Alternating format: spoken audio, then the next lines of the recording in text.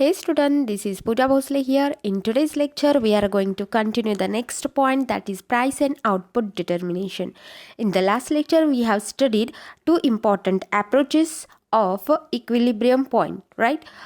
In that, first one was total revenue and total cost approach. Second one was marginal revenue and marginal cost approach. Now you are clear about the equilibrium point with the help of these revenue and cost approaches, right? In this lecture we are going to decide that how to decide the price and how to decide the output, right? For that we are going to use the supply and demand concept. Okay, see, perfect competition market means the market where we have large number of sellers and buyers, where they are coming to purchase and sell the homogeneous product, right? The product is homogeneous, that is why the seller cannot decide the price of his product. Okay, so that each and every seller or the firm is a price taker in the perfect competition market. Okay, clear आहे या ठिकाणी. तर अशा पद्धतीचे हे market असणार आहे. आपण जे इक्विलिब्रियम पॉईंट्स किंवा इक्विलिब्रियम अप्रोचेस स्टडी केले होते त्यामध्ये एक गोष्ट क्लिअर आहे की आउटपुट कुठे डिसाईड केलं जातं. ज्या ठिकाणी टोटल कॉस्ट आणि ज्या ठिकाणी टोटल रिव्हेन्यू आणि टोटल कॉस्ट याचा डिफरन्स जास्त असेल त्या ठिकाणी किंवा त्या पॉईंटला आपण काय म्हणतो, इक्विलिब्रियम पॉईंट. आणि त्या ठिकाणापर्यंत आपण आउटपुट त्या ठिकाणी प्रोडक्शन करत असतो किंवा त्या आउटपुटचं प्रोडक्शन त्या ठिकाणी करत असतो. त्याचबरोबर सेकंड अप्रोचमध्ये आपण पाहिलं की ज्या ठिकाणी मार्जिनल रिव्हेन्यू आणि मार्जिनल कॉस्ट ही इक्वल असते त्या पॉईंटला इक्विलिब्रियम पॉईंट म्हटलं जातं आणि तिथंपर्यंत आपण आउटपुटचं प्रोडक्शन करू शकतो. या दोन ॲप्रोचेसनुसार प्रोडक्शन किती करायचे किंवा आउटपुट आपण डिसाईड केलं. But what about the price? So to decide the price of product we are going to use the demand and supply concept here. Okay, त्याचबरोबर या कॉन्सेप्टसोबत तुम्ही आउटपुटसुद्धा डिसाईड करू शकता. बट बेस्ट आहे की आपण जे ॲप्रोचेस कालपर्यंत स्टडी केले त्याच्या बेसवरती सुद्धा तुम्ही आउटपुट डिसाईड करू शकता. ओके, तर आज आपण पाहणार आहोत की प्राईस कसं डिसाईड केलं जातं अंडर परफेक्ट कॉम्पिटिशन. एक गोष्ट या ठिकाणी लक्षात ठेवायची आहे की आपण स्टडी करतोय परफेक्ट कॉम्पिटिशन, ज्या ठिकाणी जे फीचर्स आहेत ते तुम्हाला लक्षात ठेवून इकडे चालावे लागतील. Okay, now see price and output determination under perfect competition. The market price and output is determined on the basis of consumer demand and market supply under perfect competition. In other words, the firm and industry should be in equilibrium at a price level in which quantity demand is equal to quantity supplied. Okay, पहा या ठिकाणी आपल्याला एक नवीन statement किंवा एक sentence या ठिकाणी लक्षात ठेवायचे.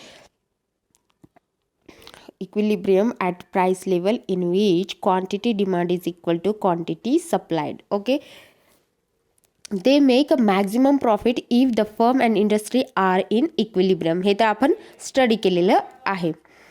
Demand under perfect competition. Perfect कॉम्पिटिशनमध्ये डिमांडबद्दल आपण स्टडी करूया. Demand refers to the quantity of a product that consumer are willing to purchase at particular price, that is called as demand. डिमांडबद्दल आपण इन डिटेलमध्ये स्टडी केलेलं आहे, तुम्हाला सर्व काही लक्षात असेल. ओके, तर डिमांड म्हणजे काय किंवा डिमांड करण्यासाठी एखाद्या पर्टिक्युलर गोष्टीचं डिमांड करण्यासाठी कुठल्या कुठल्या गोष्टी आपल्याला फुलफिल कराव्या लागतात हे आपण स्टडी केलेलं आहे.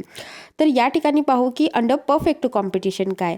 While other factors remain constant, a consumer demands more quantity at lower price and less quantity at higher price. Therefore the demand varies at different prices. Clear आहे या ठिकाणी. Okay, look at this diagram.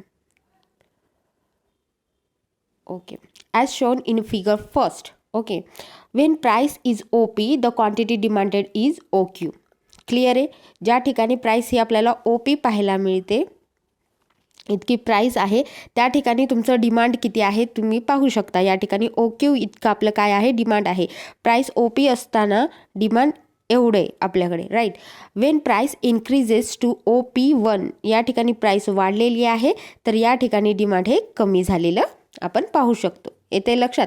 यामुळे clear आहे. Therefore under perfect competition the demand curve slopes downward. Okay, slope कुठला आहे या मार्केटमध्ये, perfect competition मार्केटमध्ये स्लोप हा डाऊनवर्ड आहे. नॉर्मली जनरली डिमांड कर्वचा स्लोप हा डाऊनवर्डच असतो. Okay. Supply under perfect competition. आता आपण पाहूया supply under perfect competition. Supply refers to quantity of a product that producer are willing to supply at particular price. Okay, willing to supply at a particular price. Right. Generally, the supply of a product increases at a high price and decreases at a low price. Increases at high price, decreases at low price. जेव्हा तुम्ही प्राईसचा विचार करत असता तेव्हा price वाढत असेल तर प्रोडक्टचा supply देखील वाढू लागतो, अँड प्राईस लो असेल तर या ठिकाणी सप्लाय जो असतो तो डिक्रीज होऊ लागतो. या पद्धतीचं तुम्हाला काय पाहायला मिळते या ठिकाणी या डायग्रामकडे पाहाल तर तुम्हाला लक्षात येईल की सप्लायची जी कर्व आहे ती कशा पद्धतीची आहे. या ठिकाणी अपवर्ड आहे. In the figure 2 the quantity supplied is OQ at price OP. जेव्हा प्राइस OP आहे या ठिकाणी जो तुम्हाला सप्लाय दिसत आहे प्राइस OP असताना OQ इतका काय आहे सप्लाय आहे. When price increases to OP1 supply या ठिकाणी काय झालेला आहे वाढलेला आहे. प्राइस सोबत सप्लाय काय केलेला आहे वाढलेला आपल्याला दिसत आहे. This is because the producer are able to earn large profit by supplying products at higher price. Clear आहे का असं होतं, कारण कुठल्याही प्रोड्युसरला जास्त मनी अर्न करायचं असेल तर प्राइस जास्त असल्यानंतर सप्लाय देखील काय केला जातो वाढवला जातो. Therefore under perfect competition the supply curve slopes upward. Okay, clear आहे या ठिकाणी. Equilibrium under perfect competition. Now see the equilibrium under perfect competition. In perfect competition, the price of a product is determined at a point at which demand and supply curve intersect each other. काय सांगितलेलं आहे पहा या ठिकाणी. The price of product is determined at a point at which the demand and supply curve intersect each other. This point is known as equilibrium point. This point is known as equilibrium point. आपण काय decide करतो या ठिकाणी price decide करत आहोत. यासाठी आपण equilibrium point कुठल्या पॉईंटला म्हटलेला आहे ज्या ठिकाणी demand and supply curve he intersect करत असते त्या पॉईंटला आपण म्हणत असतो equilibrium point. whenever you wanna decide the price of the product you have to see that the demand and supply curve is intersecting each other or the demand and supply is equal to. Okay, तर एकमेकांना ते equal करत असतील तरच त्या ठिकाणी काय म्हणू शकतो आपण इक्विलिब्रियम पॉईंट आहे, आणि या ठिकाणावरतीच आपण काय करायला पाहिजे प्राइस डिसाईड करायला पाहिजे. Okay, see this is the price and output curve. Okay, see one second. Okay, see in this figure you can see that या ठिकाणी demand curve and supply curve काय आहेत एकमेकांना इंटरसेक्ट करताना तुम्हाला दिसत आहेत. So in this figure it can be seen that price OP1 जेव्हा प्राइस ही OP1 आहे supply is more than the demand. Clearly पाहू शकता ज्या ठिकाणी प्राइस ही OP आहे त्या ठिकाणी सप्लाय जो आहे तो जास्त पाहायला मिळतो आपल्याला. Therefore price will be fall down to OP. Okay, जेव्हा सप्लाय हा जास्त असतो तेव्हा काय होत असते प्राइस कमी होते. पहा मार्केटमध्ये जर एखाद्या गोष्टींचा सप्लाय वाढला येते लक्षात, तुम्ही एखाद्या भाजी मार्केटचं सुद्धा उदाहरण घेऊ शकता. आपल्या जेव्हा भाजी मार्केटमध्ये आपण जातो त्या ठिकाणी कधी आपल्याला असं पाहायला मिळतं की टोमॅटोची किंमत खूपच जास्त असते कारण सप्लाय खूप कमी असतो. काही 1-2-4 व्यापाऱ्यांकडे फक्त टोमॅटोज अवेलेबल असतील बल्कमध्ये, तर काय पूर्ण मार्केटमध्ये तुम्हाला काय दिसतील टोमॅटोची किंमत जास्त दिसेल. बऱ्याच वेळेस आपण मार्केटमध्ये जातो तेव्हा असं दिसतं प्रत्येक भाजीवाला जो असेल प्रत्येक व्यापारी जो आहे शेतकरी आहे त्यांच्याकडे टोमॅटोज आहेत, तर त्यावेळेस आपण असं पाहू शकतो की मार्केटमध्ये त्याची प्राइस खूप जास्त डाऊन झालेली आहे. म्हणजे सप्लाय वाढला की प्राइस काय होत असते डाऊन होत असते. ओके, त्यामुळे काय झालेलं आहे it can be seen that at the price OP1 supply is more than the demand. Okay, supply हा डिमांडपेक्षा जास्त आहे जेव्हा प्राइस OP1 आहे. Therefore price will fall down to OP. त्यामुळे प्राइस काय झालेली आहे डाऊन झालेली आहे. Similarly at price OP2 2 demand is more than the supply. Okay, या ठिकाणी तुम्ही पाहू शकता डिमांड ही जास्त आहे सप्लायपेक्षा. Similarly in such case the prices will rise to OP.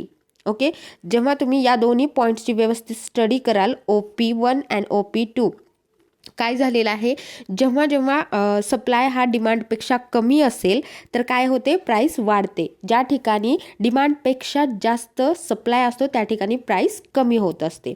त्यामुळे या ठिकाणी आपल्याला एक पॉईंट मिळालेला आहे. जेव्हा हे दोन कर्व्स एकमेकांना इंटरसेक्ट करतात त्या ठिकाणी एक पॉईंट मिळालेला आहे आपल्याला, ज्याला आपण E असं म्हटलेलं आहे.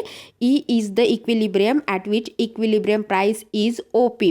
Equilibrium quantity is OQ. या ठिकाणी प्राइस आणि आउटपुट दोन्हीही समान आहे. म्हणजे काय तर सप्लाय आणि डिमांड कर्व एकमेकांना या ठिकाणी काय करत आहेत, इंटरसेक्ट करत आहेत.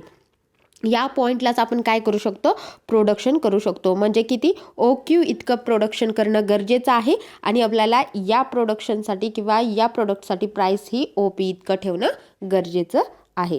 म्हणजे यावरून आपण असं म्हणू शकतो की प्राइस डिसाईड करण्यासाठी सप्लाय आणि डिमांड कर्व अत्यंत महत्त्वाचे आहेत. ज्या ठिकाणी सप्लाय आणि डिमांड कर्व एकमेकांना इंटरसेक्ट करतात त्या ठिकाणी किंवा त्या पॉईंटला आपण म्हणू शकतो इक्विलिब्रियम पॉईंट, आणि प्राइस त्याच पद्धतीने डिसाईड केली जाऊ शकते. ओके, क्लिअर आहे या ठिकाणी कशा पद्धतीने प्राइस या ठिकाणी आपण डिसाईड करू शकतो, ज्या ठिकाणी सप्लाय आणि डिमांड कर्व एकमेकांना इंटरसेक्ट करतात. हे एक उदाहरण आहे किंवा असं समजा यावरनं सुद्धा तुम्हाला व्यवस्थित समजलेलं आहे की कशा पद्धतीने आपण या ठिकाणी डिमांड अँड सप्लाय या दोन्ही कर्वच्या हेल्पनी डिसाईड करू शकतो की प्राइस त्या पर्टिक्युलर गुड्सची किंवा प्रोडक्टची काय असली पाहिजे. Okay, price determination has to be shown in the following diagram. Okay, तर या पद्धतीनं जर तुम्हाला आणखी एक उदाहरण स्टडी करायचं असेलच तर आपण हे टेबलच्या मदतीने एक उदाहरण पाहूया. या ठिकाणी प्राइस ऑफ कर्ड दिलेली आहे 2 rupees, 3 rupees, 4 rupees, 5 rupees, 6, 7 and 8 rupees. Quantity demanded in litre. Okay, and quantity supplied. Okay, या ठिकाणी तुम्ही पाहू शकता जेव्हा प्राइस ही 2 रुपीज होती तेव्हा क्वांटिटी डिमांडेड 90 लिटर्स होती आणि सप्लाय मात्र 30 झालेली आहे. त्यामुळे डिमांड हा जास्त आहे सप्लायपेक्षा. ओके, नंतर काय झालेलं आहे पहा, प्राइस ही 1 रुपयाने वाढवली तर या ठिकाणी क्वांटिटी डिमांड जी आहे ती कमी झालेली आहे आणि सप्लाय वाढलेला आहे. ज्या पद्धतीने प्राइस वाढत गेलेली आहे डिमांड कमी होत गेलेला आहे आणि सप्लाय वाढलेला आपल्याला दिसत आहे. येथे लक्षात. आणि यामुळे कंडिशन्स सुद्धा तुम्ही पाहू शकता की शेवटी कंडिशन कशी आहे, डिमांडपेक्षा सप्लाय हा काय आहे, जास्त आहे. येते लक्षात. मग ज्या पद्धतीने डिमांड हा ज्यावेळेस डिमांड जास्त असेल सप्लायपेक्षा त्यावेळेस प्राईसवरती काय फरक पडतो, किंवा ज्या ठिकाणी डिमांडपेक्षा सप्लाय हा जास्त असेल त्या ठिकाणी काय फरक पडतो, येते लक्षात. जर डिमांड जास्त असेल आणि सप्लाय कमी असेल तर प्राईस कमी असते. येते लक्षात. कारण या ठिकाणी डिमांड जास्त आहे बट सप्लाय नाही. येते लक्षात. ज्या ठिकाणी डिमांड हा कमी आहे आणि सप्लाय जास्त आहे त्या ठिकाणी प्राईस आपोआप डाऊन होऊ लागते. बघा, मार्केटमध्ये एखादी गोष्ट कमी प्रमाणात अवेलेबल असेल तर त्याचं डिमांड जास्त असतं. येते लक्षात. आणि त्यामुळे प्राइस देखील जास्त असते कारण ती गोष्ट कमी प्रमाणात अवेलेबल आहे, जास्त लोकांना ती हवी आहे, त्यामुळे ती जास्त किंमतीला विकली जाते. बट एखाद्या गोष्टीची अवेलेबिलिटी जास्त असेल, डिमांड कमी असेल तर ती कमी रुपयांमध्ये विकली जाते. मग ज्या ठिकाणी प्राइस ही जास्त आहे म्हणजेच या गोष्टीला आपण असं म्हणू शकतो की डिमांड जास्त आहे, सप्लाय कमी आहे. येते लक्षात. त्या ठिकाणी जास्त प्रॉफिट कोणाला मिळणार आहे, तो मिळेल सप्लायरला, म्हणजेच काय सेलरला मिळेल. बट हे जास्त काळ टिकणार नाही. येते लक्षात. ज्या ठिकाणी सप्लाय जास्त आहे आणि डिमांड कमी आहे त्या ठिकाणी लॉस होऊ शकतो, राईट. तर या पद्धतीने तुम्हाला अशा पद्धतीचं त्या ठिकाणी डिसाईड करावं लागेल, आउटपुट प्रोडक्शन करणं डिसाईड करावं लागेल, किंवा अशा पद्धतीची प्राइस डिसाईड करावी लागेल जेणेकरून प्रॉफिट मॅक्झिमायझेशन होईल. तर ज्या ठिकाणी डिमांड हे सप्लायच्या इक्वल असेल त्याच पॉईंटला आपल्याला जास्त प्रॉफिट मिळू शकतो, कारण त्यामुळे प्राइस कमीही होणार नाही आणि गरजेपेक्षा जास्त वाढणार नाही. कारण एकदा जर प्राइस गरजेपेक्षा जास्त वाढली तर त्याचं डिमांड कधी ना कधी कमी होणार आहे. येते लक्षात. वाजवीपेक्षा जास्त जर एखाद्याची प्राइस वाढली असेल तर त्याचं डिमांड हळूहळू कमी होत जातं आणि लॉंग टर्मसाठी तो एक प्रकारचा लॉस असतो सप्लायरसाठी. ओके, त्यासाठी कुठेही प्राईस किंवा आउटपुट हे अशाच पद्धतीने डिसाईड केलं जातं ज्या ठिकाणी डिमांड आणि सप्लाय हे काय असतील, इक्वल असतील. In this above table, we can say that when a price is low, demand is increased. Talking about the part of supply, as price increases, supply is also increased. Okay, price वाढली, supply सुद्धा वाढलेला आहे. When the price is low, competition between the consumer can raise the price. And when the price is high, the competition among the seller reduces the prices. So the price finally comes to be determined at such a place when the demand and supply of a commodity are equal to each other. Okay, clear आहे. या ठिकाणी याच पद्धतीने काय केली जाते, demand किंवा supply या दोन कर्ववरती किंवा या दोघांच्या कर्व ज्या ठिकाणी इंटरसेक्ट करतात त्या पॉईंटवरती काय केली जाते, प्राइस डिसाईड केली जाते. ओके.